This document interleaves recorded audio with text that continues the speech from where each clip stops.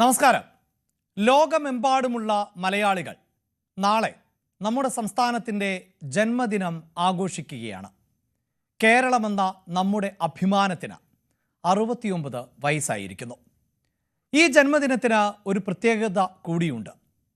ഇന്ത്യയിലെ അതിദാരിദ്ര്യമുക്തമായ സംസ്ഥാനമായി കേരളം മാറുകയാണ്. സർക്കാരാണ് ഈ പ്രഖ്യാപനം നടത്താൻ തയ്യാറെടുക്കുന്നത്. ഭക്ഷണം, സുരക്ഷിതമായ വാസസ്ഥലം, അടിസ്ഥാന വരുമാനം, ആരോഗ്യസ്ഥിതി എന്നീ 4 ഘടകങ്ങളെ അടിസ്ഥാനമാക്കി ജനകീയ പങ്കാളിത്തത്തോടെ നടത്തിയ സർവേയിലൂടെ കണ്ടെത്തിയ 64,000-ഓളം അതിദരിദ്ര കുടുംബങ്ങളെ 2021 ജൂലൈ മുതൽ തുടർന്നു വന്ന ദാരിദ്ര്യ നിർമ്മാർജ്ജന പ്രവർത്തനങ്ങളിലൂടെ ദാരിദ്ര്യമുക്തമാക്കി എന്നാണ് സർക്കാരിൻ്റെ അവകാശവാദം. തീർച്ചയായും നമ്മുടെ സഹോദരങ്ങൾ അതിദാരിദ്ര്യത്തിൽ നിന്ന് മുക്തരാകുന്നു എന്നത് ഓരോ മലയാളിക്കും അഭിമാനിക്കാവുന്ന നേട്ടം തന്നെയാണ്. അപ്പോഴും സർക്കാരിനോട് സാമ്പത്തിക രംഗത്തെ പ്രമുഖർ ഉൾപ്പെടെ ചില ചോദ്യങ്ങൾ ഉന്നയിക്കുന്നുണ്ട്. ആ ചോദ്യങ്ങളിൽ ഏറ്റവും പ്രധാനപ്പെട്ടവ ഇവയാണ്.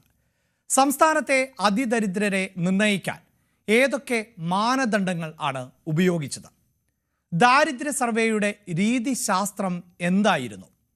തദ്ദേശ വകുപ്പ് പഞ്ചായത്തുകളിൽ നിന്നും മുനിസിപ്പാലിറ്റികളിൽ നിന്നും നൽകിയ ലിസ്റ്റ് ഓഫ് റെക്കമെൻഡേഷൻ സ്വീകരിക്കുക മാത്രമായിരുന്നോ ചെയ്തത്?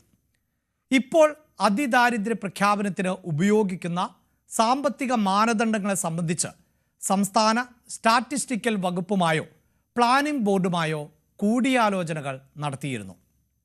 മാത്രവുമല്ല, 2011 സെൻസസ് പ്രകാരം സംസ്ഥാനത്ത് അതിതീവ്ര ദാരിദ്ര്യം അനുഭവിക്കുന്ന 1.16 ലക്ഷം ആദിവാസി കുടുംബങ്ങളിൽ ആയി 4.85 ലക്ഷം ആദിവാസികൾ ഉണ്ട്. എന്നാൽ സർക്കാരിൻ്റെ പുതിയ കണക്കനുസരിച്ച് അത് കേവലം 6,400 കുടുംബങ്ങൾ മാത്രമായി മാറിയിരിക്കുന്നു. ഇനി മറ്റൊരു സുപ്രധാന ചോദ്യം കൂടിയുണ്ട്. 2013 ദേശീയ ഭക്ഷ്യസുരക്ഷാ നിയമം അനുസരിച്ച് കേരളത്തിൽ നടപ്പിലാക്കുന്ന പൊതുവിതരണ സമ്പ്രദായത്തിൽ 4 വിഭാഗങ്ങൾ ആണ് ഉള്ളത്. അതിൽ ഏറ്റവും ദരിദ്രർ എന്ന വിഭാഗത്തിൽ മഞ്ഞക്കാർഡ് ഉള്ള അന്ത്യോദയ അന്നയോജനയിൽ ഉൾപ്പെടുത്തിയിട്ടുള്ളവർ 5.92 ലക്ഷം കുടുംബങ്ങളാണ്. അപ്പോൾ ഇവരുടെ ഭാവിയിലുള്ള അവസ്ഥ എന്തായിരിക്കും എന്നതാണ് പ്രധാനപ്പെട്ട ചോദ്യം. ഇങ്ങനെയാണ് ചോദ്യങ്ങൾ നീളുന്നത്.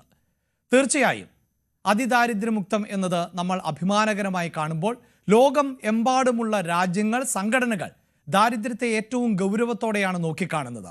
ഒട്ടും ലാഘവത്തോടെ നോക്കിക്കാണേണ്ട, ഏതെങ്കിലും തരത്തിലുള്ള പ്രചാരണത്തിന് വേണ്ടി ഉപയോഗിക്കേണ്ട ഒന്നല്ല ഈ ദാരിദ്ര്യമുക്തി എന്നുള്ളത്. അതുകൊണ്ട് തന്നെ ചോദ്യങ്ങൾക്ക് വ്യക്തവും കൃത്യവുമായ മറുപടി നൽകാൻ നമ്മുടെ സർക്കാർ സംവിധാനങ്ങൾ തയ്യാറാകണം. ന്യൂസ് അറ്റ് 9 ആരംഭിക്കുന്നു. ആദ്യം നോക്കാം പ്രധാന തലക്കെട്ടുകൾ. ചരിത്ര പ്രഖ്യാപനത്തിനിരിക്കെ സർക്കാരിനോട് ചോദ്യങ്ങളുമായി പ്രതിപക്ഷവും സാമ്പത്തിക വിദഗ്ധരും. അതിദാരിദ്ര്യമുക്ത സംസ്ഥാനമെന്ന പ്രഖ്യാപനം തട്ടിപ്പോ? കള്ളക്കണക്ക് കൊണ്ട് കൊട്ടാരം പണിയുന്നുവെന്ന വി ഡി സതീശൻ. കൃത്യമായ കണക്കുണ്ടെന്ന് മന്ത്രി MP രാജേഷ്.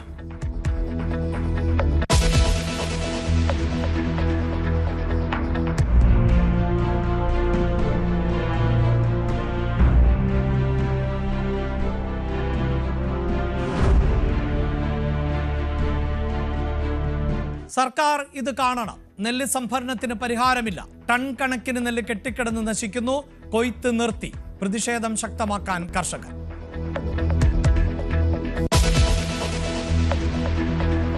ഓണറേറിയം 1000 രൂപ കൂട്ടാനുള്ള തീരുമാനം സമരവിജയമെന്ന ആശമാർ.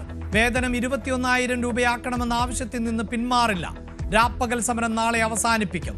ജില്ലാ കേന്ദ്രങ്ങളിൽ സമരം തുടരും.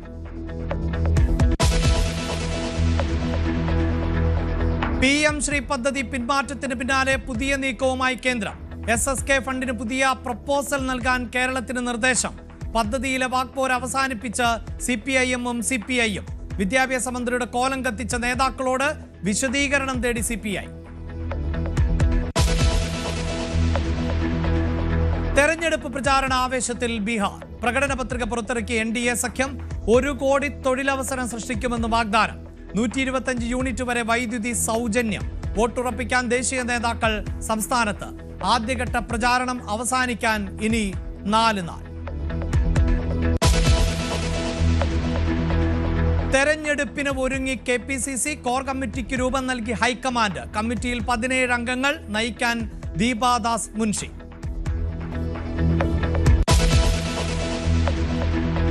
വിദ്യാർത്ഥി രാഷ്ട്രീയത്തിന് ഗ്രേസ് മാർക്ക് നൽകാനുള്ള വിചിത്ര നീക്കവുമായി കേരള സർവകലാശാല. യൂണിയൻ ഭാരവാഹികൾക്ക് 5% ഗ്രേസ് മാർക്കിന് ശുപാർശ. നാളത്തെ സിൻഡിക്കേറ്റിൽ ചർച്ച ചെയ്യും. നടപ്പാക്കരുതെന്ന് VC-ക്ക് കത്ത് നൽകി സേവ് യൂണിവേഴ്സിറ്റി ഫോറം.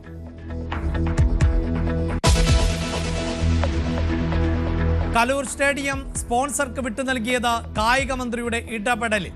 കൈമാറ്റം ധാരണാപത്രമില്ലാതെ. രേഖകൾ ന്യൂസ് 18. GCDA ചെയർമാനും സ്പോൺസർമാർക്കുമെതിരെ പരാതി നൽകി കോൺഗ്രസ്.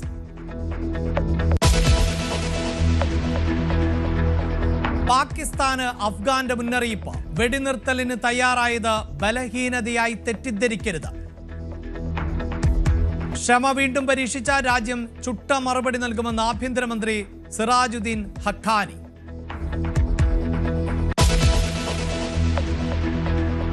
ഗാസയിൽ ആക്രമണം തുടർന്ന് ഇസ്രായേൽ. ഖാൻ യൂനിസിൽ 10 തവണ വ്യോമാക്രമണം നടത്തി. ഗാസ സിറ്റിയിൽ വെടിയുതിർത്ത് ടാങ്കറുകൾ. ബന്ദികളുടെ മൃതദേഹ കൈമാറ്റം പുനരാരംഭിച്ചു. സ്ഥിതി വിലയിരുത്തി ഖത്തറും അമേരിക്കയും. മെൽബൺ 2020-ൽ അടിതെറ്റി ടീം ഇന്ത്യ. നിരാശപ്പെടുത്തി ബാറ്റർമാർ. ഓസ്ട്രേലിയയുടെ ജയം 4 വിക്കറ്റിന്. ഹെസൽവുഡിന് 3 വിക്കറ്റ്.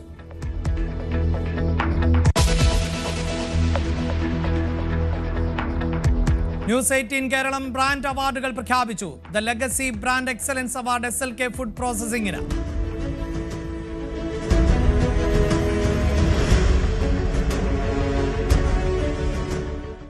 പുരസ്കാരം സമ്മാനിച്ച് Bengal governor CV Ananda Bose.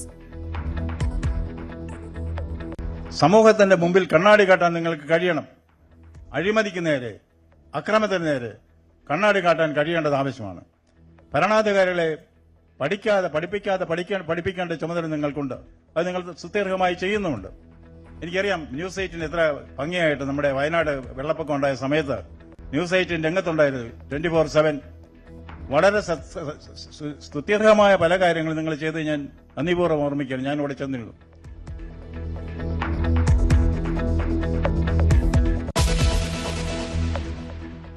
News 9 തുടക്കത്തിൽ തന്നെ സൂചിപ്പിച്ചു. നമ്മുടെ സംസ്ഥാനത്തിന്റെ ജന്മദിനം ആഘോഷിക്കുകയാണ് അടുത്ത ദിവസം. അതിന്റെ ഭാഗമായി 2025-ലെ കേരള പുരസ്കാരങ്ങൾ പ്രഖ്യാപിച്ചിരിക്കുന്നു. പത്മ പുരസ്കാരങ്ങളുടെ മാതൃകയിലാണ് ഇത്തരം പുരസ്കാര പ്രഖ്യാപനങ്ങൾ കേരളം ആരംഭിച്ചത്. ഇത്തവണ വിദ്യാഭ്യാസ മേഖലയിലെ സംഭാവനകൾ കണക്കിലെടുത്ത് ഡോക്ടർ എം രാഘവ വാര്യർക്കാണ് കേരള ജ്യോതി പുരസ്കാരം സമ്മാനിക്കുന്നത്. കാർഷിക മേഖലയിലെ സംഭാവനകൾക്ക് PB അനീഷിനും, കലാരംഗത്തെ സംഭാവനകൾക്ക് രാജശ്രീ വാര്യർക്കും കേരള പ്രഭ പുരസ്കാരം നൽകും. മാധ്യമ പ്രവർത്തനത്തിന് ശശികുമാറിനും, വിദ്യാഭ്യാസ രംഗത്ത് TKM trust chairman Shahal Hasan മുസ്ലിയാർക്കും, സ്റ്റാർട്ടപ്പ് രംഗത്തെ സംഭാവനകൾക്ക് MK വിമൽ ഗോവിന്ദനും, വിവിധ മേഖലകളിലെ പ്രവർത്തനങ്ങൾ പരിഗണിച്ചുകൊണ്ട് ജിലു മോൾ മാരിയറ്റ് തോമസിനും, കായിക രംഗത്ത് അഭിലാഷ് ടോമിക്കുമാണ് കേരള ശ്രീ പുരസ്കാരങ്ങൾ നൽകുക.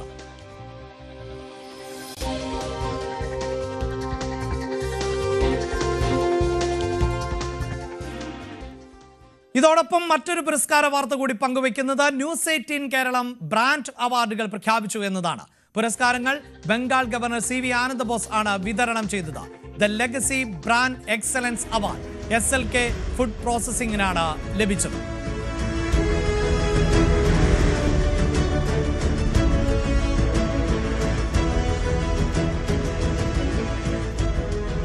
വാർത്താ മാധ്യമങ്ങൾ ജനാധിപത്യത്തെ പ്രതിഫലിക്കുന്ന കണ്ണാടിയാകണം എന്നും വയനാട് ദുരന്തത്തിലടക്കം ന്യൂസ് 18 കേരളം നടത്തിയ ഇടപെടലുകൾ മികച്ചതായിരുന്നു എന്നും CV ആനന്ദബോസ് പറഞ്ഞു.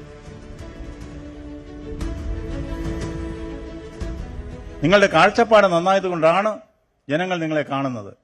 അത് മനസ്സിലാക്കി. കാഴ്ചപ്പാട് വ്യത്യസ്തമായി കഴിഞ്ഞാൽ, സത്യത്തിന് നേരെ കണ്ണടച്ചാൽ സംഭവിക്കാൻ പോണതാണ്. അവർ republic and it's press will sing or swim together. Our republic and its press will swim or sing together. ഇത് വളരെ സത്യമല്ലേ? അത് വളരെ ശരിയായ കാര്യമാണ്. അതുകൊണ്ട് തന്നെയാണ് പലതും നാം പഠിക്കാനുണ്ട്.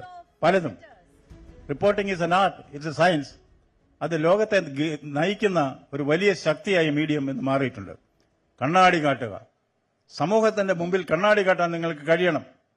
അഴിമതിക്ക് നേരെ, അക്രമത്തിന് നേരെ കണ്ണാടി കാട്ടാൻ കഴിയേണ്ടത് ആവശ്യമാണ്. ഭരണാധികാരികളെ പഠിപ്പിക്കേണ്ട ചുമതല നിങ്ങൾക്കുണ്ട്. അത് നിങ്ങൾ സുദീർഘമായി ചെയ്യുന്നുമുണ്ട്.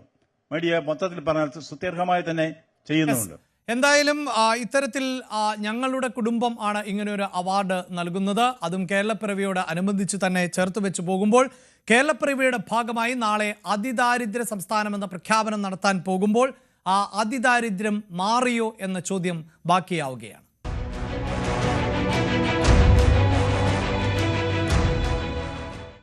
അതിദാരിദ്ര്യമുക്ത പ്രഖ്യാപനം തട്ടിപ്പ് എന്നാണ് പ്രതിപക്ഷ നേതാവ് വി ഡി സതീശൻ പറയുന്നത്. കള്ളക്കണക്ക് കൊണ്ട് കൊട്ടാരം പണിയുകയാണ്. പ്രഖ്യാപനം തട്ടിപ്പെന്ന് 4.5 ലക്ഷം അതിദരിദ്രർ ഉണ്ട് എന്നാണ് കണക്കുകൾ. ഇത് 64,000-ൽ ആയതിന്റെ മാനദണ്ഡം എന്ത് എന്ന് കൂടിയാണ് വി ഡി സതീശൻ ചോദിച്ചത്. ഈ പട്ടികജാതിക്കാര് കേരളത്തിൽ എത്ര പേരുണ്ട്? പട്ടിക വർഗ കുടുംബങ്ങൾ തന്നെ എത്ര പേരുണ്ട്? 2011 സെൻസസ് പ്രകാരം 1.16 ലക്ഷം ആദിവാസി കുടുംബങ്ങളിലായി 4.85 ലക്ഷം ആദിവാസികളുണ്ട് കേരളത്തിൽ. ഇവരുടെ ഈ കണക്കിൽ 6,400 പേരെ പെട്ടിട്ടുള്ളത്. ബാക്കിയുള്ളവരൊക്കെ ഏത് കാറ്റഗറിയിലാണ് പെട്ടിരിക്കുന്നത്? ആദിവാസികളുടെ വിഭാഗത്തിൽ ഈ 4.85 ലക്ഷം പേര് വരുന്ന ആദിവാസികൾ, 1.16 ലക്ഷം കുടുംബങ്ങൾ, അതിലെ 6,400 കുടുംബം ഒഴിച്ചുള്ള ബാക്കിയുള്ളവരെല്ലാം സേഫാണോ? വിദ്യാഭ്യാസം. യെസ്, പ്രതിപക്ഷ നേതാവ് ഇങ്ങനെയുള്ള സംശയം ഉന്നയിക്കുമ്പോൾ മന്ത്രി പി രാജീവ് ഇതിന് മറുപടിയുമായി രംഗത്ത് വന്നിട്ടുണ്ട്. കേരളത്തിന് നല്ലത് വരരുത് എന്ന് ആഗ്രഹിക്കുന്ന ഒരു വിഭാഗം ഇവിടെയുണ്ട്. അതിദാരിദ്ര്യ നിർമ്മാർജ്ജന പ്രഖ്യാപനം എല്ലാ തദ്ദേശ സ്വയംഭരണ സ്ഥാപനങ്ങളും ചേർന്ന് നടത്തിയ പ്രവർത്തനത്തിന്റെ ഫലമാണ്. ഈ നേട്ടം എല്ലാവർക്കും അവകാശപ്പെട്ടതാണ് എന്നുമായിരുന്നു പി രാജീവിന്റെ മറുപടി. അദ്ദേഹം പഠിക്കുന്ന ആളല്ലേ. ഇത്രനാള് നിയമസഭയിൽ ഇരുന്നിട്ട് അദ്ദേഹം എന്താ പഠിച്ചുകൊണ്ടിരുന്നത്? അദ്ദേഹത്തിന്റെ തദ്ദേശ സ്വയംഭരണ സ്ഥാപനങ്ങൾ ഉൾപ്പെടെ ഒരു കാര്യം, കേരളത്തിൽ ഒന്നും നല്ലത് വരരുത് എന്ന് ആഗ്രഹിക്കുന്ന ഒരു വിഭാഗം കൂടെയുണ്ട്. അത് പ്രതിപക്ഷ നേതാവ് എല്ലാം അദ്ദേഹം എതിരായിട്ടാണ് വയ്ക്കാറുള്ളത്. ഇപ്പോൾ വന്നിട്ടുള്ള ചില വിദഗ്ധർ അവര് കയ്യിൽ അവൈലബിളായ രേഖകളെങ്കിലും വായിച്ചു നോക്കേണ്ടതില്ല. എന്നാൽ സർക്കാരിനെ വിമർശിക്കുന്ന സാമ്പത്തിക വിദഗ്ധർ രാഷ്ട്രീയ പ്രചാരവേലയുടെ വക്താക്കൾ എന്നായിരുന്നു മന്ത്രി എം പി രാജേഷിന്റെ വിമർശനം. 5 വർഷം മുമ്പേ തയ്യാറാക്കിയ മാർഗരേഖ അനുസരിച്ചാണ് അതിദരിദ്രരെ കണ്ടെത്തുകയും അവരെ സർക്കാർ സഹായിക്കുകയും ചെയ്തത്. അന്നുയർത്താത്ത വിമർശനങ്ങളാണ് ഇപ്പോൾ സാമ്പത്തിക വിദഗ്ധർ ഉന്നയിക്കുന്നത്. ക്രെഡിറ്റ് മോദി ഗവൺമെന്റിന് ആണ് എന്ന വാദത്തിനെതിരെയും മന്ത്രി രംഗത്ത് വന്നു.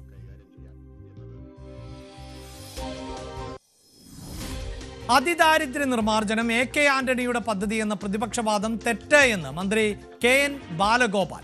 ഇങ്ങനെയൊരു പദ്ധതി UDF സർക്കാർ നടപ്പാക്കിയിരുന്നു എന്ന് ഇപ്പോഴാണ് അറിയുന്നത് തന്നെ. എല്ലാ പദ്ധതികളും പോലെ അതിദാരിദ്ര്യ നിർമ്മാർജ്ജന പദ്ധതിയും സുതാര്യമാണ് എന്നും മന്ത്രി പറഞ്ഞു. തീർച്ചയായും അതിദാരിദ്ര്യമൊക്കെ ഇല്ലാതാക്കുന്നത് നല്ല കാര്യമാണ് സർക്കാരെ. പക്ഷേ സർക്കാർ കണ്ണു തുറന്നു നോക്കേണ്ട ഒന്നുണ്ട്. ആ കാഴ്ച ഇതാണ്.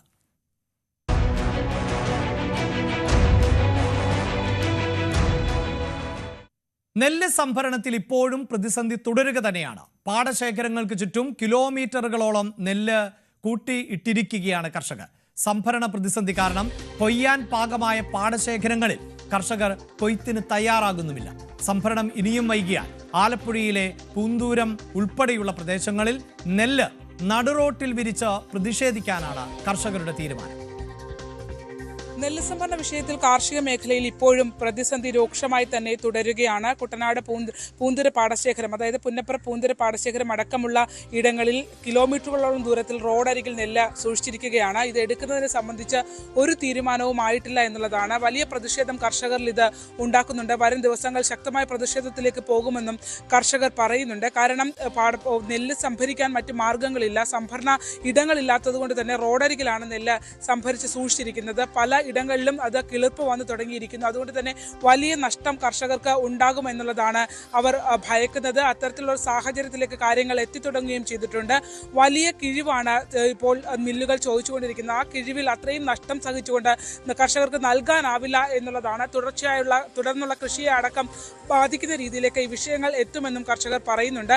എന്തായാലും പൂന്തുര പാടശേഖരത്തിൽ 250 ഏക്കർ ഉള്ള കൃഷി ചെയ്ത നെല്ലാണ് ഇപ്പോൾ കൊയ്ത എടുത്തിരിക്കുന്നത്. അത് തന്നെ ഇപ്പോൾ ദിവസേന കൂലി നൽകി കർഷകർ ഈ നെല്ല് ഉണക്കിച്ചുകൊണ്ടിരിക്കുകയാണ്. കാരണം മഴയുള്ള കാലാവസ്ഥ ആയതുകൊണ്ട് തന്നെ ഈർപ്പം വലിയ പ്രതിസന്ധി കർഷകർ സൃഷ്ടിക്കുകയും ചെയ്യുന്നുണ്ട്. അതിൽ കൂലി ഇനത്തിൽ തന്നെ വലിയ തുകയാണ് നൽകിക്കൊണ്ടിരിക്കുന്നത്. സർക്കാരും മില്ലുടമകളുമായിട്ടുള്ള വിഷയങ്ങൾ ഇതുവരെ പരിഹരിക്കപ്പെട്ടിട്ടില്ല. അതോടൊപ്പം തന്നെ നെല്ലെടുക്കാൻ തയ്യാറായി വന്നിട്ടുള്ള ആളുകൾ വലിയ കിഴിവ് ചോദിക്കുന്നത് കർഷകരിൽ പ്രതിസന്ധി സൃഷ്ടിക്കുകയും ചെയ്യുന്നുണ്ട്. അത്തരത്തിലൊരു കിഴിവിൽ തങ്ങൾ നഷ്ടം സഹിച്ച നെല്ല് നൽകാനാവില്ല എന്നുള്ള നിലപാടാണ് എടുത്തിരിക്കുന്നത്. സർക്കാർ ഈ വിഷയത്തിൽ അടിയന്തരമായി ഇടപെടൽ നടത്തണമെന്നാണ് നെൽകർഷക സമിതി ഉൾപ്പെടെ ആവശ്യപ്പെടുന്നത്. സപ്ലൈകോയ്ക്ക് കൊടുത്ത അളവ് പരിശോധിച്ചാൽ 5.8 ലക്ഷം മെട്രിക് ടണ്ണ എന്ന് പറഞ്ഞാൽ 2,06,879 കർഷകരുണ്ടായിരുന്നു. ഈ 100% കർഷകരും അതിദരിദ്രരാണ് ഈ കണക്കുകൾ പരിശോധിച്ചാൽ. അപ്പൊ ഞങ്ങൾ ഇവിടെ വേണ്ട എന്ന് ബഹുമാനപ്പെട്ട സാംസ്കാരിക വകുപ്പ് മന്ത്രി പറഞ്ഞത് ഒരുപക്ഷെ ഇങ്ങനെയുള്ള പ്രഖ്യാപനങ്ങൾക്ക് വേണ്ടിയിട്ടാണോ എന്ന് ഞങ്ങൾ സംശയിച്ചാൽ ഞങ്ങളെ കുറ്റം പറയാൻ പറ്റുമോ? ഞങ്ങൾ എന്ത് തെറ്റാ ചെയ്തേ? പാടശേഖരങ്ങൾ തൽസ്ഥിതി തുടരുന്നു. അതിനോടൊപ്പം തന്നെ പല പാടശേഖരങ്ങളും വിളവെടുപ്പിന് പാകമായി നിൽക്കുകയാണ്. പക്ഷേ നെല്ല് കൊയ്യാനായി കർഷകർ തയ്യാറാകുന്നില്ല എന്നുള്ളതാണ്. കാരണം കൊയ്തെടുത്ത് കഴിഞ്ഞാൽ അത് സംരക്ഷിക്കാൻ സാഹചര്യമില്ലാത്തത് കൊണ്ട് തന്നെയാണ് ഈ രീതിയിൽ ഇപ്പോൾ നിലവിൽ പാടങ്ങൾ തന്നെയാണ് നെല്ല് ഉള്ളത്. അത് കൊയ്തെടുക്കുന്ന ഒരു സാഹചര്യത്തിലേക്ക് വന്നു കഴിഞ്ഞാൽ പിന്നെ സംരക്ഷിക്കാനുള്ള ഇടങ്ങളില്ല. ആ ഒരു സാഹചര്യം കണക്കിലെടുത്താണ് ഇപ്പോൾ പാടശേഖരങ്ങൾ തന്നെ കൊയ്ത്ത് നടത്താതെ നെല്ല് സൂക്ഷിച്ചുകൊണ്ടിരിക്കുന്നത്. പക്ഷേ അതും തുടരാനാവാത്ത സാഹചര്യമുണ്ട്. കുറച്ച് ദിവസങ്ങൾ കൂടി കഴിഞ്ഞാൽ ആ നെല്ല് കൊഴിഞ്ഞു തുടങ്ങും. അതായത് ഇപ്പോൾ പാടശേഖരങ്ങളിൽ നെൽച്ചെടികളുള്ള നെല്ല് കൊഴിഞ്ഞു തുടങ്ങും. അതും വലിയ പ്രശ്നം സൃഷ്ടിക്കും.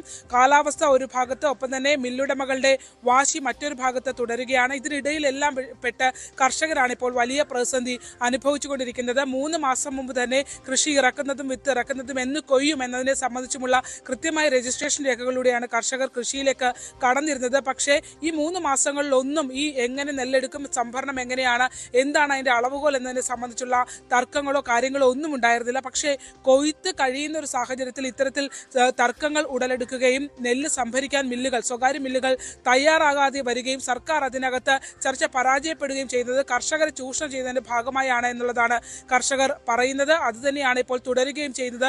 പാടശേഖരങ്ങളിൽ കിടക്കുന്ന നെല്ലുകൾ വളരെ കുറഞ്ഞ അളവിൽ, അതായത് വലിയ കിഴിവ് നൽകിക്കൊണ്ട് സ്വകാര്യ മില്ലുകൾക്ക് വിൽക്കേണ്ട സാഹചര്യത്തിലേക്ക് കർഷകരെ സർക്കാർ തള്ളിവിടുന്ന ഒരു അവസ്ഥയാണ് നിലവിൽ കുട്ടനാടും സംസ്ഥാനത്തൊട്ടുകയും ഉള്ളത്.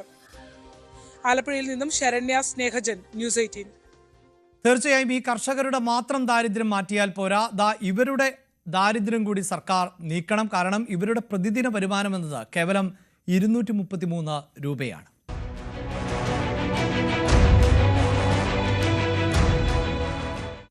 വേതന വർധനം ആവശ്യപ്പെട്ട് ആശാവർക്കർമാർ നടത്തുന്ന രാപ്പകൽ സമരം നാളത്തെ കൊണ്ട് അവസാനിപ്പിക്കുകയാണ്. ഓണറേറിയം 1000 രൂപ വർദ്ധിപ്പിക്കാൻ സർക്കാർ തീരുമാനിച്ച പശ്ചാത്തലത്തിൽ ആണ് ഈ തീരുമാനം. പ്രതിമാസം 21,000 രൂപ ആക്കണം എന്ന ആവശ്യത്തിൽ ഉറച്ചു നിൽക്കുന്നതായും ജില്ലാ കേന്ദ്രങ്ങളിൽ സമരം തുടരും എന്നുമാണ് ആശമാർ അറിയിച്ചിട്ടുള്ളത്.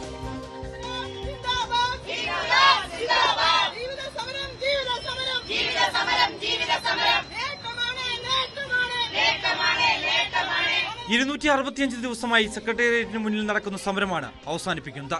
സമരം വിജയമെന്നും 1 രൂപ പോലും വർദ്ധിപ്പിക്കില്ലെന്ന കടുംപിടുത്തത്തിൽ നിന്ന് സർക്കാരിനെ പിന്തിരിപ്പിക്കാൻ കഴിഞ്ഞെന്നും സമരസമിതി. വളരെ വലിയൊരു വിജയം തന്നെയാണ്. കാരണം 1 രൂപ പോലും വർദ്ധിപ്പിക്കില്ല എന്ന് പറഞ്ഞെടുത്ത് ഈ ഗവൺമെന്റ് 1 രൂപ പോലും നൽകില്ല എന്ന് പറഞ്ഞെടുത്ത് ഈ ഗവൺമെന്റിനെ കൊണ്ട് തന്നെ ഒരു വർധനവ് വരുത്തിക്കാൻ ഞങ്ങൾക്ക് കഴിഞ്ഞു എന്നുള്ളത് തീർച്ചയായിട്ടും സമരത്തിന്റെ വലിയൊരു വിജയം തന്നെ. ആ വിജയം ഞങ്ങൾ സ്വീകരിക്കുകയാണ്. ക്ഷേമപ്രഖ്യാപനങ്ങൾക്കൊപ്പമാണ് ആശമാരുടെ വേതന വർധനവും സർക്കാർ പ്രഖ്യാപിച്ചത്. നാമമാത്ര വർധന സ്വീകാര്യമല്ലെന്ന് ആദ്യം പറഞ്ഞ ആശമാർ നിലപാട് മാറ്റുകയായിരുന്നു. പ്രതിപക്ഷ നേതാവ് ഉൾപ്പെടെ പങ്കെടുക്കുന്ന സമരറാലിയോടെ രാപ്പകൽ സമരം നാളെ അവസാനിപ്പിക്കും. വേതന വർധന പ്രഖ്യാപിച്ച സർക്കാരിന് അഭിവാദ്യവുമായി CI2 രംഗത്തെത്തിയിട്ടുണ്ട്. ഒരുപറ്റം സ്ത്രീകൾ സെക്രട്ടേറിയറ്റിന് മുന്നിൽ തുടങ്ങിവെച്ച സമരം പിന്നീട് ജനകീയ സമരസമിതിയും പ്രതിപക്ഷ പാർട്ടികളുമൊക്കെ ഏറ്റെടുക്കുകയായിരുന്നു. തുടക്കം മുതൽ സർക്കാരും ഇടതനുകൂല സംഘടനകളും സമരത്തോട് മുഖം തിരിച്ചു. സമരത്തിന്റെ വിജയപരാജയങ്ങളെയും രാഷ്ട്രീയ ലക്ഷ്യങ്ങളെയും കുറിച്ച് ഇപ്പോഴും ഭിന്നാഭിപ്രായങ്ങളുണ്ട്. എങ്കിലും ഒരു കാര്യം ഉറപ്പ്, നിശ്ചയദാർഢ്യത്തോടെ ഒരു കൂട്ടം സ്ത്രീകൾ സെക്രട്ടേറിയറ്റിന് മുന്നിൽ നടത്തിയ സമരം ഭരണകൂടത്തെ അസ്വസ്ഥമാക്കിയിരുന്നു. ന്യൂസ് 18 തിരുവനന്തപുരം. ആശമാർക്ക് പ്രഖ്യാപിച്ച 1000 രൂപ വർധന അപര്യാപ്തമെന്നാണ് KPCC അധ്യക്ഷൻ സണ്ണി ജോസഫ് പറയുന്നത്. ആശമാരുടെ അവകാശങ്ങൾക്കായുള്ള സമരം തുടരും. പ്രതിപക്ഷത്തിന്റെയും ജനങ്ങളുടെയും പിന്തുണയിൽ സമരം തുടരുക തന്നെ ചെയ്യും. ക്ഷേമ പെൻഷൻ കൂട്ടിയത് തെരഞ്ഞെടുപ്പ് സ്റ്റണ്ടാണ്. ജനം അർഹിക്കുന്ന അവജ്ഞയോടെ ഇത് അവഗണിക്കും എന്നും KPCC അധ്യക്ഷൻ പറയുകയാണ്. എന്നാൽ നവംബറിൽ ക്ഷേമ പെൻഷൻ 3600 രൂപ ലഭിക്കുമെന്നാണ് ധനമന്ത്രി KN ബാലഗോപാലിന്റെ അവകാശവാദം. നേരത്തെ ഉണ്ടായ കുടിശ്ശികയിലെ അവസാന ഗഡുവും വർദ്ധിപ്പിച്ച 2000 രൂപ പെൻഷനും ഉൾപ്പെടെയാണ് അടുത്ത മാസം ലഭിക്കുക. ഇതോടെ ക്ഷേമ പെൻഷൻ കുടിശ്ശിക പൂർണ്ണമായും കൊടുത്തു തീർക്കുകയാണ് എന്നും ധനമന്ത്രി വ്യക്തമാക്കി. PM ശ്രീയെ ചൊല്ലി ഇടതുമുന്നണിക്കകത്തുണ്ടായിരുന്ന തർക്കം അല്ലെങ്കിൽ വാക്പോര് അവസാനിച്ചു. അതെങ്ങനെയെന്ന് നോക്കാം ഇടവേളയ്ക്ക് ശേഷം. PM ശ്രീ പദ്ധതിയിൽ നിന്ന് താൽക്കാലികമായി കേരളം പിൻവാങ്ങി നിൽക്കുകയാണ് എങ്കിലും SSK ഫണ്ട് എന്ന ലക്ഷ്യത്തിൽ നിന്ന് പിന്നോട്ടില്ല.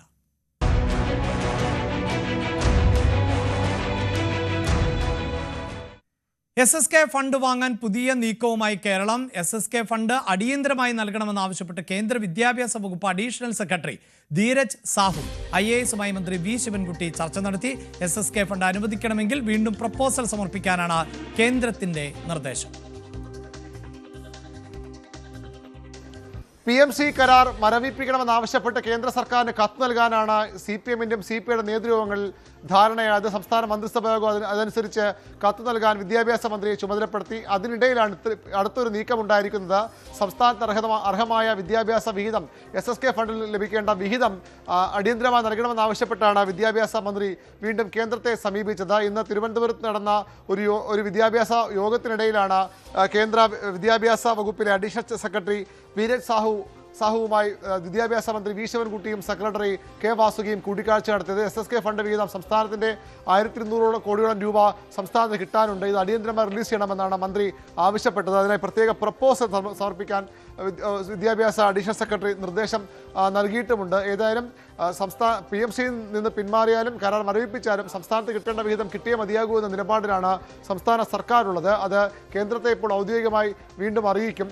അതിനുശേഷവും കേന്ദ്രം അനുകൂല നിലപാടെടുത്തില്ലെങ്കിൽ പിന്നീട് നിയമ നടപടി അടക്കം ഇടതുമുന്നണിയും സർക്കാരും ഒക്കെ ആലോചിക്കുന്നുമുണ്ട്. ഏതായാലും PMC പദ്ധതിയിൽ ഇതുവരെ ഒരു കത്ത് കേന്ദ്രത്തിന് അയച്ചിട്ടില്ല. മുഖ്യമന്ത്രി പിണറായി വിജയൻ ഖത്തറിലാണ്. അദ്ദേഹം തിരികെ വന്ന ശേഷം ആ കത്ത് കേന്ദ്രത്തിന് കൈമാറും.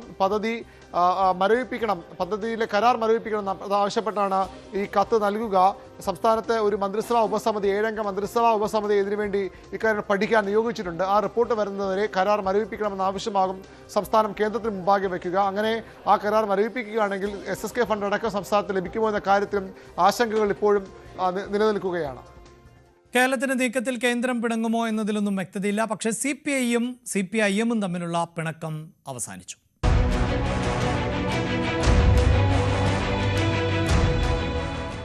മന്ത്രി V ശിവൻകുട്ടിയെ GR അനിൽ വീട്ടിൽ എത്തിക്കാണുകയാണ് ചെയ്തത്. GR അനിൽ നടത്തിയ പ്രസ്താവനയെ ശിവൻകുട്ടി അതിർത്തി പരസ്യമാക്കിയിരുന്ന പശ്ചാത്തലത്തിലായിരുന്നു ഇത്. CPI നേതൃത്വത്തിന്റെ നിർദ്ദേശപ്രകാരമായിരുന്നു അനിൽ ശിവൻകുട്ടിയെ കാണാനെത്തിയത്. PM ശ്രീയിൽ വിവാദമെല്ലാം അവസാനിച്ചുവെന്ന് മന്ത്രി പറയുകയും ചെയ്തു. മുന്നണിക്ക് ഉള്ളിൽ ആ പ്രശ്നങ്ങൾ പരിഹരിക്കപ്പെടുകയാണ്. ശിവൻകുട്ടിയെ പോലെ നേതാവിനോട് ഈ രീതിയിൽ പെരുമാറിയത് വലിയ രാഷ്ട്രീയ വിവാദമൊക്കെ തന്നെയാണ്. പക്ഷേ എങ്കിൽ പോലും അവിടെ ഇത്തരത്തിലുള്ള ഒരു നിലപാട് വന്നത് ശരിയായില്ല എന്ന് CPI നേതൃത്വം തിരിച്ചത്. അതുകൊണ്ടുകൂടിയാകാം ഒരുപക്ഷെ CPI-യും ആ നടപടിയും ഒക്കെ എടുത്ത് മുന്നോട്ട് പോകുന്നത്. V ശിവൻകുട്ടി നമുക്കറിയാം കഴിഞ്ഞ കുറേ നാളുകളായി സംഘപരിവാർ വിരുദ്ധ പോരാട്ടങ്ങളുടെ പേരിലാണ് അല്ലെങ്കിൽ സംഘപരിവാർ വിരുദ്ധ നിലപാടുകളുടെ പേരിലാണ് ശിവൻകുട്ടി ഈ വാർത്തകൾ നിറഞ്ഞു നിൽക്കുന്നത്. അത് രാജ്ഭവനിലെ ഭാരതാംബ വിവാദത്തിലാണെങ്കിൽ പോലും സർക്കാരിന് വലിയ ഒരു മുൻതൂക്കമുണ്ടാക്കിയ രാഷ്ട്രീയവാദമായിരുന്നു അത്. അവിടെ മുതൽ സംഘപരിവാർ നിലപാടുകൾ സ്വീകരിക്കുന്ന ഒരു നേതാവിനെയാണ് AYF ASF ഈ രീതിയിൽ അപമാനിച്ചത്. സ്വാഭാവികമായും അതിന്റെ ഒരു ഖേദപ്രകടനം കൂടിയാണ് അദ്ദേഹം നടത്തിയത്. അങ്ങേ ഒരു സംഘപരിവാർ നിലപാടുകാരനാക്കിയൊക്കെയാണ് പലപ്പോഴും ചിത്രീകരിക്കപ്പെടുന്നത്. അതാണോ ഇത്ര വിഷമമുണ്ടാക്കിയത്? അതെന്നല്ല നമ്മുടെ വിഷമം പറഞ്ഞു, അതിന് മറുപടി ബന്ധപ്പെട്ടവർ പറയുകയും ചെയ്തു. അതോടുകൂടി അത് അവസാനിച്ചു. ഈ BJP-കാരൊക്കെ കോൺഗ്രസ്സുകാരൊക്കെ അങ്ങനെ വിളിക്കുന്ന സംഘിക്കുട്ടി ശിവൻകുട്ടി എന്നൊക്കെയാണ്. കോൺഗ്രസ് വിളിച്ചത് പിന്നെ അവരങ്ങനെ ഒരു സമരമൊക്കെ ആകുമ്പോൾ മുദ്രാവാക്യമൊക്കെ വിളിക്കും അങ്ങോട്ടും ഇങ്ങോട്ടും. സമാനമായ ഒരു ഇതാണ് AYF ASF ഒക്കെ വിമർശിച്ചത്. കാരണം അങ്ങയുടെ സമര പാരമ്പര്യവും അങ്ങ് ഇത്രയും നാളുണ്ടാക്കിയ ഒരു പേരുമൊക്കെ ഇതിലൂടെ അങ്ങ് അതൊന്നും ഒലിച്ചു പോകുന്നതല്ല നമ്മളുണ്ടാക്കിയിട്ടുള്ള സമര പാരമ്പര്യം. ഏതായാലും പ്രശ്നങ്ങളൊക്കെ പരിഹരിച്ച് ഒറ്റക്കെട്ടായി മുന്നോട്ട് പോവുകയാണ്. GRL ഒരു പറ്റിപ്പോയത് അബദ്ധമെന്ന് അങ്ങനെ എന്തെങ്കിലും പറയാൻ പറ്റുന്ന കാര്യങ്ങളാണെങ്കിൽ ഇല്ല. അങ്ങനെ ഞങ്ങളൊക്കെ വളരെ അടുത്ത സുഹൃത്തുക്കളല്ലേ. ഏതെങ്കിലും ഒരു വിഷയത്തിൽ വിഷമം ഉണ്ടാകുമെങ്കിൽ അങ്ങോട്ടും ഇങ്ങോട്ടും നമ്മൾ പറയില്ലേ. ചട്ടിയും കലമാകുമ്പോൾ തട്ടിമുട്ടിയിലും കിടക്കും. അതിന് വേറെ കാര്യമൊന്നും. അതുതന്നെയാണ് അദ്ദേഹത്തിന്റെ പ്രതികരണം. ചട്ടിയും കലവും തട്ടിയും മുട്ടിയും കിടക്കും, ഏതായാലും പ്രശ്നങ്ങൾ പരിഹരിക്കപ്പെടുന്നു. ശിവൻകുട്ടി അദ്ദേഹത്തിന്റെ വിഷമമൊക്കെ പറഞ്ഞു തീർത്തിരിക്കുന്നു. PM ശ്രീയുമായി ബന്ധപ്പെട്ട CPI CPM തർക്കം അങ്ങനെ അവസാനിച്ചിരിക്കുന്നു. പക്ഷേ ബീഹാറിലേക്ക് എത്തുമ്പോൾ അവിടെ NDA ഉറപ്പിച്ച് പറയുന്നത് തെരഞ്ഞെടുപ്പിൽ PM തന്നെയായിരിക്കും ശ്രീ എന്നാണ്.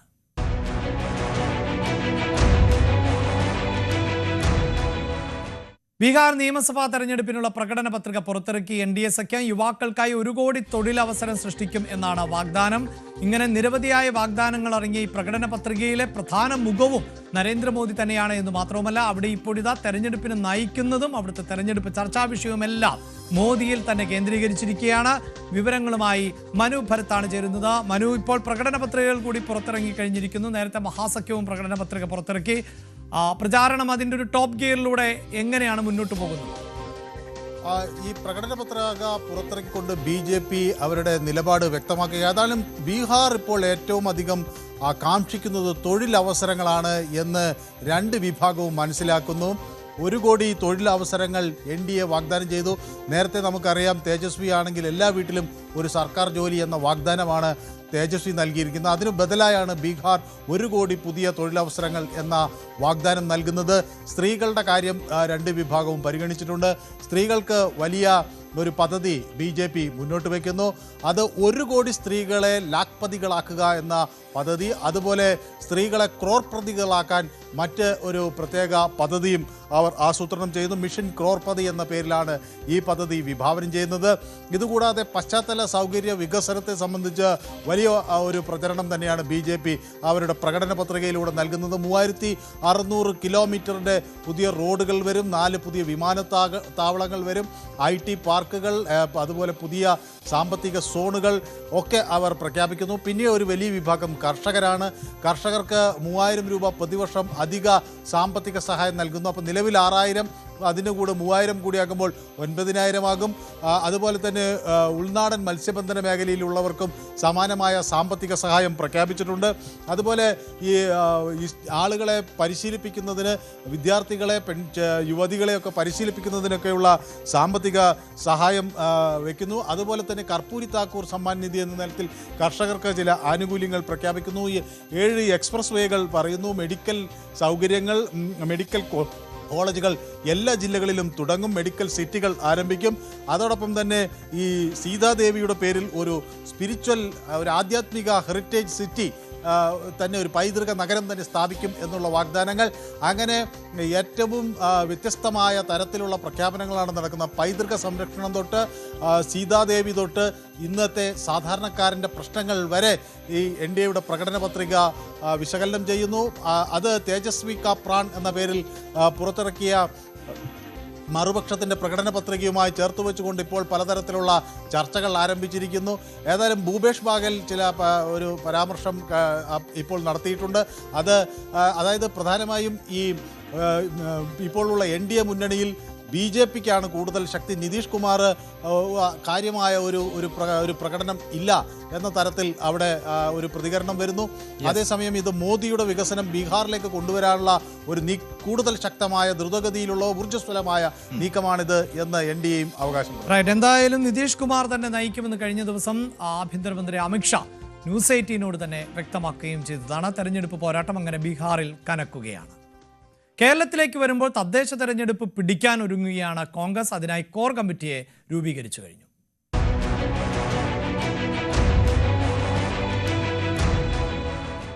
KPCCയുടെ കോർ കമ്മിറ്റി നിയമസഭാ തെരഞ്ഞെടുപ്പ് മുന്നിൽ കണ്ടുകൊണ്ടാണ് 17 അംഗ കോർ കമ്മിറ്റിക്ക് രൂപം നൽകിയിട്ടുള്ളത്. മുൻ KPCC അധ്യക്ഷന്മാർ, പ്രവർത്തക സമിതി അംഗങ്ങൾ, വർക്കിംഗ് പ്രസിഡന്റുമാർ എന്നിവരാണ് സമിതിയിലുള്ളത്.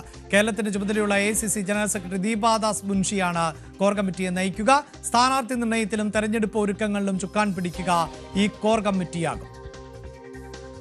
കോൺഗ്രസ് നേതൃത്വത്തിനിടയിൽ നിലനിൽക്കുന്ന പടലപ്പിണക്കങ്ങൾ തെരഞ്ഞെടുപ്പ് ഒരുക്കങ്ങളെ ബാധിക്കാതിരിക്കുകയെന്ന ലക്ഷ്യത്തോടെയാണ് ഹൈക്കമാൻഡിന്റെ ഭാഗത്തുനിന്ന് നിർണായകമായൊരു തീരുമാനം ഉണ്ടായിരിക്കുന്നത്.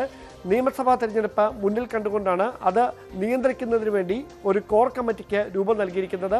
17 അംഗങ്ങളുള്ള കോർ കമ്മിറ്റിയെ കേരളത്തിന്റെ ചുമതലയുള്ള AICC general secretary Deepa Das Munshi ആയിരിക്കും നയിക്കുക. ഈ കോർ കമ്മിറ്റിയിൽ KPCC അധ്യക്ഷൻ, 3 വർക്കിംഗ് പ്രസിഡന്റുമാർ, അതോടൊപ്പം മുൻ KPCC അധ്യക്ഷന്മാർ, അതിനു പുറമെ കോൺഗ്രസ് പ്രവർത്തക സമിതി അംഗങ്ങൾ, 3 പ്രവർത്തക സമിതി അംഗങ്ങൾ എന്നിവരായിരിക്കും ഈ കോർ കമ്മിറ്റിയിൽ ഉൾപ്പെട്ടിരിക്കുന്നത്.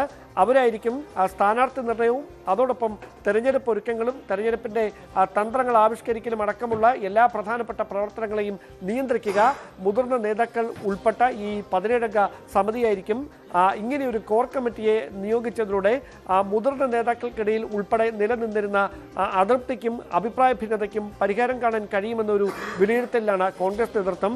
ഇങ്ങനെയൊരു കോർ കമ്മിറ്റിക്ക് രൂപം നൽകുന്നതിന് മുന്നോടിയായിട്ടായിരുന്നു കഴിഞ്ഞ ദിവസം ഹൈക്കമാൻഡ് അടിയന്തരമായി സംസ്ഥാനത്തെ എല്ലാ മുതിർന്ന കോൺഗ്രസ് നേതാക്കളെയും ഡൽഹിയിലേക്ക് വിളിപ്പിച്ചത്. അവിടെ നേതാക്കൾ അവർക്കിടയിൽ നിലനിൽക്കുന്ന പ്രശ്നങ്ങൾ സംബന്ധിച്ച് വിശദമായി തന്നെ ഹൈക്കമാൻഡ് നേതൃത്വത്തോട്, പ്രത്യേകിച്ച് രാഹുൽ ഗാന്ധിയും മല്ലികാർജ്ജുന ഖാർഗെയും ഉൾപ്പെടെയുള്ള കോൺഗ്രസിന്റെ ദേശീയ നേതാക്കളോട് കേരളത്തിലെ എല്ലാ പ്രശ്നങ്ങളും മനസ്സ് തുറന്നു തന്നെ പറഞ്ഞിട്ടുണ്ട്. ആ പശ്ചാത്തലത്തിൽ കൂടിയാണ് ഇനിയും ഇങ്ങനെ മുമ്പോട്ട് പോയാൽ അത് ഉണ്ടാക്കാനിടയുള്ള പ്രശ്നങ്ങൾ മുമ്പിൽ കണ്ടുകൊണ്ട് അടിയന്തരമായ ഒരു ഇടപെടൽ എന്ന വണ്ണം ഈ കോർ കമ്മിറ്റിക്ക് രൂപം നൽകിയിരിക്കുന്നത്. അങ്ങനെയെങ്കിൽ വൈകാതെ തന്നെ കോർ കമ്മിറ്റി യോഗം ചേർന്നുകൊണ്ട് തുടർന്നുള്ള നിയമസഭാ തെരഞ്ഞെടുപ്പ് മുന്നിൽ കണ്ടുകൊണ്ടുള്ള ഒരുക്കങ്ങൾ എങ്ങനെയായിരിക്കണമെന്നതടക്കമുള്ള കാര്യങ്ങളിൽ നിർണായകമായ തീരുമാനങ്ങൾ എടുത്തേക്കും. അതിന്റെ ഭാഗമായി തന്നെയാണ് അടിയന്തരമായി ഹൈക്കമാൻഡിന്റെ ഭാഗത്ത് നിന്ന് നിർണായകമായ ഒരു ഇടപെടൽ ഉണ്ടായിരിക്കുന്നത്. യെസ്, അങ്ങനെ തെരഞ്ഞെടുപ്പിന് ഒരുങ്ങുകയാണ്. ഈ തെരഞ്ഞെടുപ്പാകുമ്പോൾ സ്വാഭാവികമായും മുന്നണി സമവാക്യങ്ങളൊക്കെ മാറിമറിഞ്ഞേക്കാം. അങ്ങനെ ഒരു സാധ്യത പറയുന്നത് മറ്റാരുമല്ല, ജി സുധാകരനാണ്.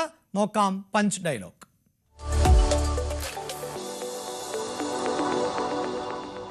BJPയുടെ വളർച്ചയെ ആശ്രയിച്ചായിരിക്കും കേരളത്തിൽ CPIM കോൺഗ്രസ് സഖ്യമെന്നാണ് സുധാകരൻ പറയുന്നത്. ഭാവിയിൽ കേരള രാഷ്ട്രീയം എങ്ങനെ വളരും എന്ന് പറയാൻ കഴിയില്ല എന്ന് കൂടി അദ്ദേഹം ചേർത്ത് വെച്ചു.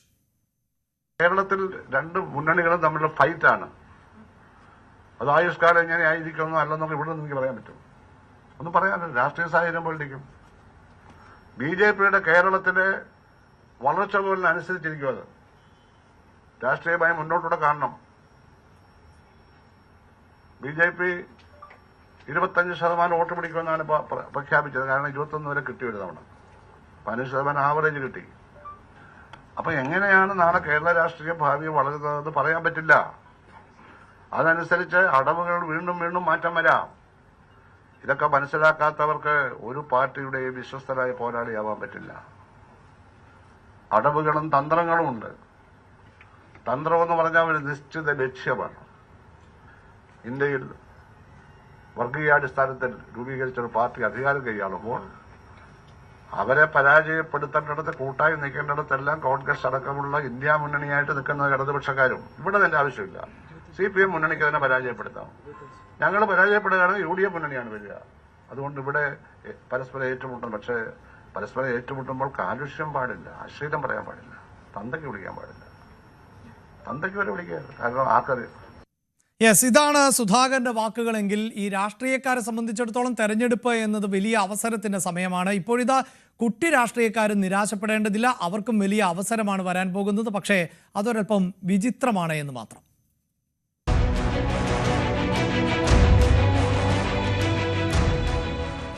കേരള സർവകലാശാലയിലാണ് ഇത്തരത്തിലൊരു വിചിത്ര നീക്കം. യൂണിയൻ ഭാരവാഹികൾക്ക് ഗ്രേസ് മാർക്ക് നൽകാനാണ് ശുപാർശ.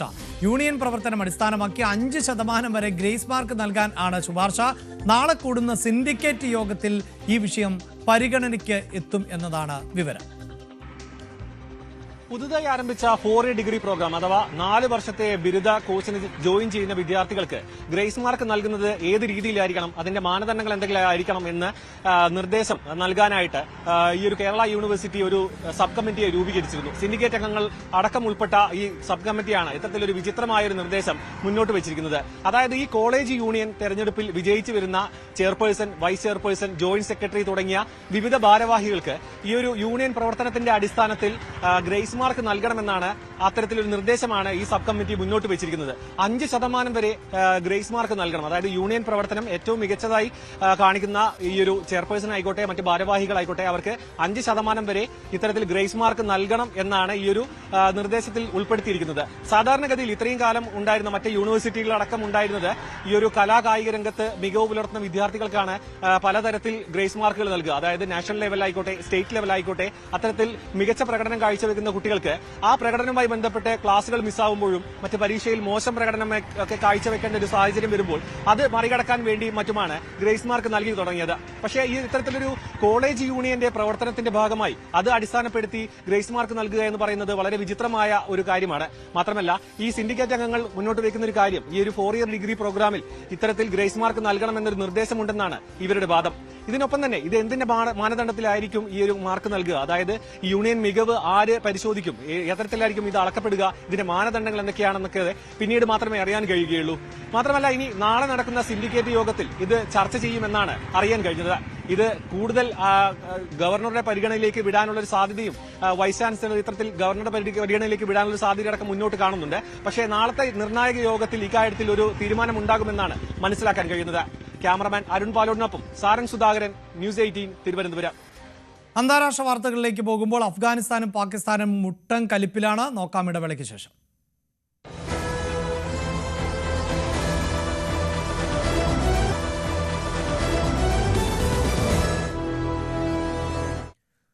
പാകിസ്ഥാനോട് കലിപ്പിച്ച് അഫ്ഗാൻ.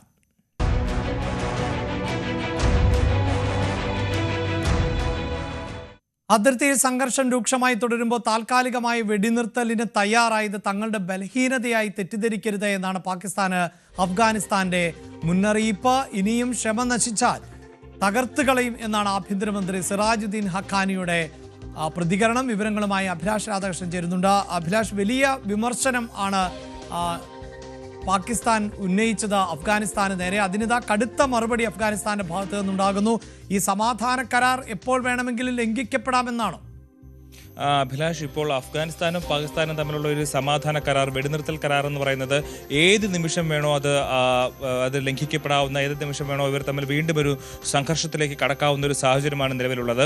അതുമായി ബന്ധപ്പെട്ടുള്ള വിവരങ്ങൾ എന്ന് പറയുന്നത് അവിടുത്തെ അഫ്ഗാനിസ്ഥാന്റെ ആഭ്യന്തരമന്ത്രിയായിട്ടുള്ള സിറാജുദ്ദീൻ ഹഖാനിയും അതുപോലെ തന്നെ പാകിസ്ഥാൻ വിദേശകാര്യമന്ത്രി ഖ്വാജ ആസിഫും പരസ്പരം ഇവർ തമ്മിൽ അങ്ങോട്ടും ഇങ്ങോട്ടും പരസ്പരം പേര് പരാമർശിച്ചില്ലെങ്കിൽ പോലും അവർ ഈ അഫ്ഗാനിസ്ഥാന്റെ അഫ്ഗാനിസ്ഥാനെ കുറ്റം പറഞ്ഞു, അതുപോലെ അഫ്ഗാനിസ്ഥാൻ പാകിസ്ഥാനെ കുറ്റം പറഞ്ഞും ഈ വെടിനിർത്തൽ നിലവിൽ വരുന്ന സാഹചര്യത്തിൽ പോലും പരസ്പരം അങ്ങോട്ടും ഇങ്ങോട്ടും ആക്രമിക്കുന്ന ഒരു ശൈലിയാണ് ഇപ്പോൾ മുന്നോട്ട് കൊണ്ടുപോകുന്നത്. വാക്കുകൊണ്ട് പരസ്പരം ആക്രമിക്കുന്ന രീതിയാണ് ഇരു രാജ്യങ്ങളും ഇപ്പോൾ എടുക്കുന്നത്. അതിൽ പ്രധാനമായും ഹഖാനി, അതായത് അഫ്ഗാനിസ്ഥാന്റെ ആഭ്യന്തരമന്ത്രി പറയുന്നത് ഇങ്ങനെയാണ്: പാകിസ്ഥാന്റെ ആഭ്യന്തര വിഷയങ്ങൾ അത് ഡ്യൂറൻ ലൈൻ കടത്തി അഫ്ഗാനിസ്ഥാനിലേക്ക് കൊണ്ടുവന്നാൽ, അതായത് അവിടെ പാകിസ്ഥാനിലെ ആഭ്യന്തര വിഷയങ്ങൾ മറച്ചു പിടിക്കാൻ വേണ്ടിയിട്ട് അഫ്ഗാനിസ്ഥാനെതിരെ കുതിര കയറാൻ വന്നാൽ ഒരു തരത്തിലും വെറുതെ കൈയും കെട്ടി നോക്കി നിൽക്കില്ല, തിരിച്ചടിക്കും എന്നുള്ള ഒരു പ്രഖ്യാപനമാണ് ഇപ്പോൾ ഇസ്താംബുളിൽ രണ്ട് രാജ്യങ്ങളും തമ്മിലൊരു കരാറിലേക്ക്, വെടിനിർത്തൽ കരാറിലേക്ക് എത്തുമ്പോഴും അഫ്ഗാനിസ്ഥാന്റെ ഭാഗത്തുനിന്ന് വരുന്ന പരാമർശം ഇത്തരത്തിലാണ്. ഏതെങ്കിലും തരത്തിൽ പാകിസ്ഥാന്റെ ഭാഗത്തുനിന്ന് ഒരു ആക്രമണം ഉണ്ടായാൽ തിരിച്ചടിക്കും. അതുപോലെ അഫ്ഗാനിസ്ഥാനിൽ ഇപ്പോൾ തെഹ്രീക്ക് താലിബാൻ പാകിസ്ഥാൻ എന്ന് പറയുന്ന സംഘടനയിലുള്ളത് പാകിസ്ഥാനിലെ ആൾക്കാരാണ്. അവർ അഭയാർത്ഥികളായി അഫ്ഗാനിസ്ഥാനിലേക്ക് വന്നവർ മാത്രമാണ്. എന്നാൽ ഇതിന്റെ പാകിസ്ഥാനിലെ ഈ TTP എന്ന് പറയുന്ന സംഘടനയിലെ ആളുകൾ എല്ലാം പാകിസ്ഥാനിലെ ആളുകളാണെന്നുള്ളതാണ് അഫ്ഗാനിസ്ഥാന്റെ ആരോപണം. എന്നാൽ ആ ആരോപണങ്ങളെല്ലാം തള്ളിക്കളയുന്നതാണ് ഖ്വാജ ആസിഫിന്റെ പരാമർശങ്ങൾ വരുന്നത്. അതായത് കാബൂളിൽ നിന്നാണ് ഇത്തരത്തിൽ ആക്രമണങ്ങൾ പാകിസ്ഥാനിലേക്ക് നടക്കുന്നത്. പാകിസ്ഥാനിൽ TTPയുടെ ഏതെങ്കിലും ഒരു ആക്രമണം ഉണ്ടായാൽ ഒരു തരത്തിലും നോക്കി നിൽക്കില്ല, തിരിച്ചടിക്കും, അത് ഇപ്പോൾ വെടിനിർത്തലിന്റെ സാഹചര്യത്തിലുമായാൽ പോലും എന്നുള്ളതാണ് പാകിസ്ഥാന്റെ പരാമർശം. ഇങ്ങനെ പാകിസ്ഥാൻ അഫ്ഗാൻ അതിർത്തി അശാന്തമായി തന്നെ തുടരുകയാണ്. അതേസമയം ഗാസയും ഇപ്പോൾ അതേ സാഹചര്യത്തിലൂടെ തന്നെയാണ് കടന്നു പോകുന്നത്.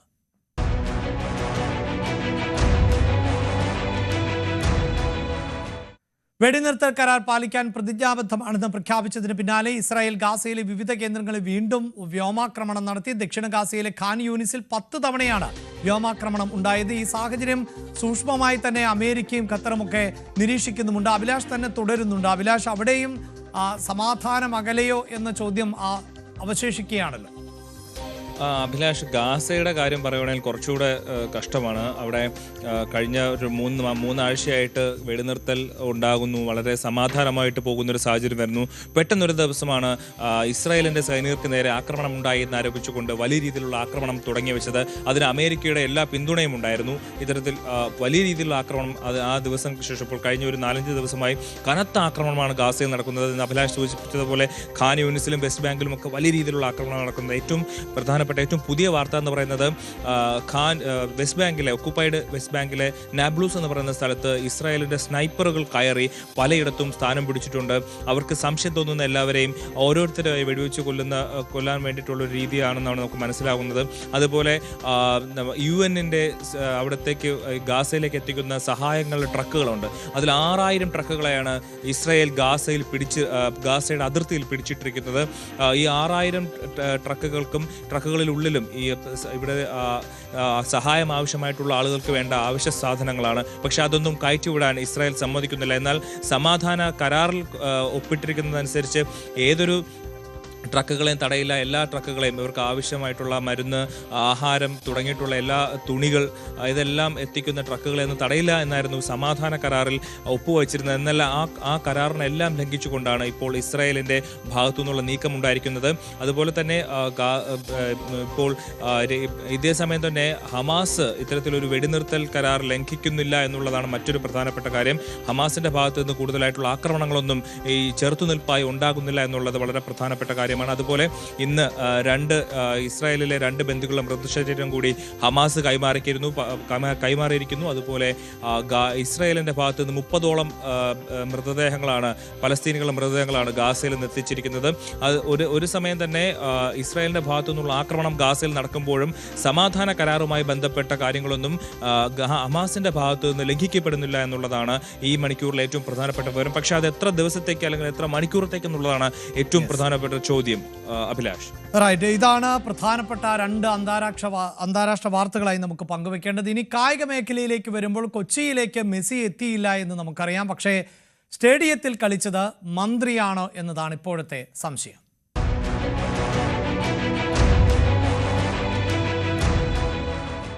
കലൂർ സ്റ്റേഡിയം സ്പോൺസർക്ക് കൈമാറിയത് കായിക മന്ത്രിയുടെ നിർദ്ദേശപ്രകാരമെന്ന് തെളിയിക്കുന്ന രേഖകളാണ് ന്യൂസ് 18 ലഭിച്ചത്. സ്പോൺസർക്ക് SKF കരാർ ഇല്ലാതെ സ്റ്റേഡിയം വിട്ടു നൽകിയെന്ന രേഖകളിൽ വ്യക്തമാണ്. കായിക വകുപ്പിന്റെ നിർദ്ദേശങ്ങളുള്ള കത്തിന്റെ പകർപ്പാണ് ന്യൂസ് 18 ലഭിച്ചത്.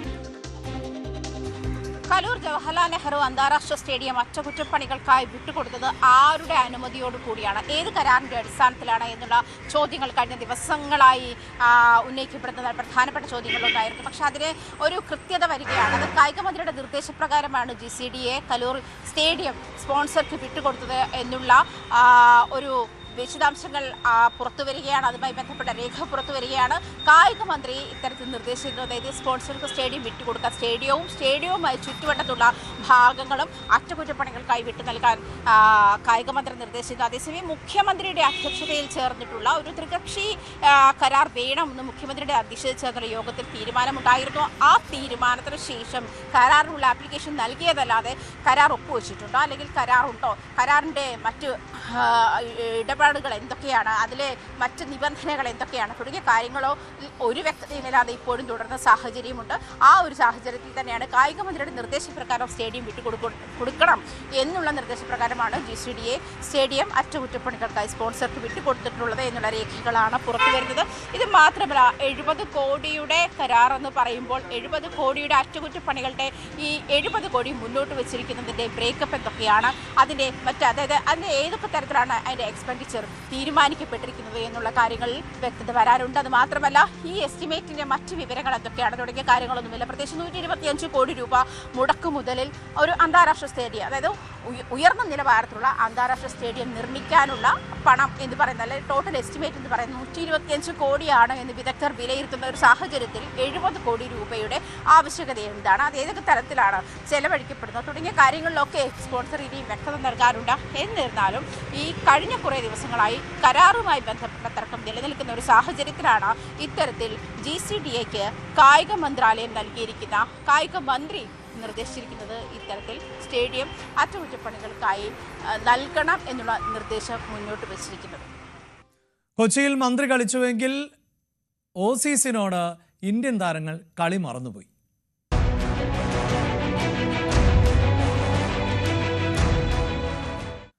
രണ്ടാം 2020 മത്സരത്തിലാണ് കങ്കാരുപ്പടയ്ക്ക് മികച്ച വിജയം നേടാൻ സാധിച്ചത്. അഭിലാഷ് തന്നെ ആണ് വാർത്തയുടെ വിശദാംശങ്ങളുമായി തുടരുന്നത്. അഭിലാഷ്, ഒരു ഭാഗത്ത് നമ്മുടെ വനിതാ താരങ്ങളൊക്കെ വലിയ പ്രതീക്ഷ നൽകുന്ന പ്രകടനമാണ് കാഴ്ചവെച്ചുകൊണ്ടിരിക്കുന്നത്. പക്ഷേ പുരുഷ താരങ്ങൾ നാണം കെട്ടുപോകുന്നു. എന്തുകൊണ്ട്?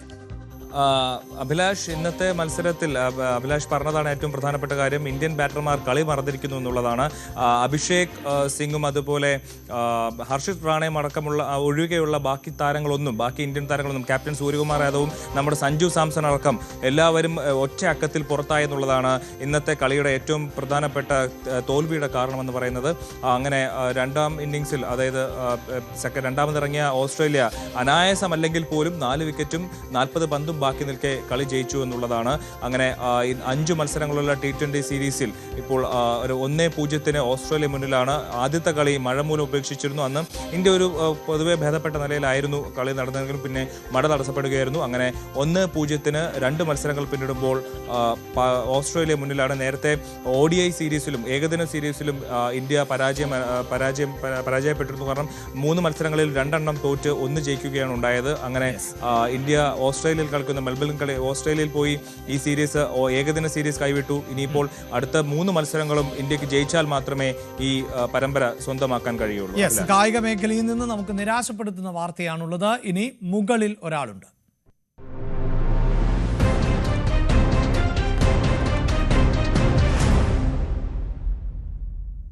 കോഴിക്കോട് ബസ്സും സ്കൂട്ടറും കൂട്ടിയിടിച്ചുണ്ടായ അപകടത്തിൽ സ്കൂട്ടർ യാത്രക്കാരൻ അത്ഭുതകരമായി രക്ഷപ്പെട്ടു. എടവണ്ണ കൊയിലാണ്ടി സംസ്ഥാന പാതയിലെ നോർത്ത് കാരശ്ശേരിയിൽ ആയിരുന്നു ഈ അപകടം നടന്നത്. അതിന്റെ ദൃശ്യങ്ങളിലേക്കാണ് ഇപ്പോൾ നമ്മൾ പോകുന്നത്.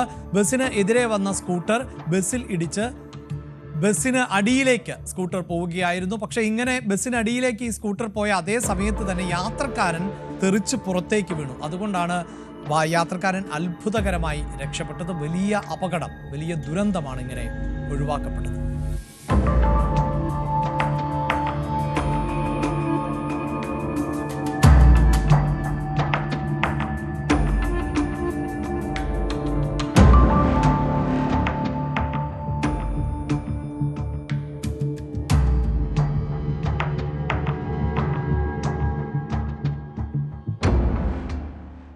പ്രിയപ്പെട്ട പ്രേക്ഷകരെ, ആ ദൃശ്യങ്ങൾ നിങ്ങൾ ശ്രദ്ധിച്ചു കാണും. റോഡിൽ നല്ല മഴയൊക്കെ നനഞ്ഞ അവസ്ഥയാണുള്ളത്. അതുകൊണ്ട് എല്ലാ ഇരുചക്രവാഹന യാത്രക്കാരെയും ഓർമ്മിപ്പിക്കാനുള്ളത് എപ്പോഴും ഭാഗ്യം ഇങ്ങനെ തുണയ്ക്കണം എന്നില്ല എന്നാണ്. ന്യൂസ് at 9 പൂർണ്ണമാവുകയാണ്. ഇടവേളയ്ക്ക് ശേഷം പോലീസ് പെട്രോളുമായി പ്രദീപ് സി നെടുമ്പൻ ചേരും.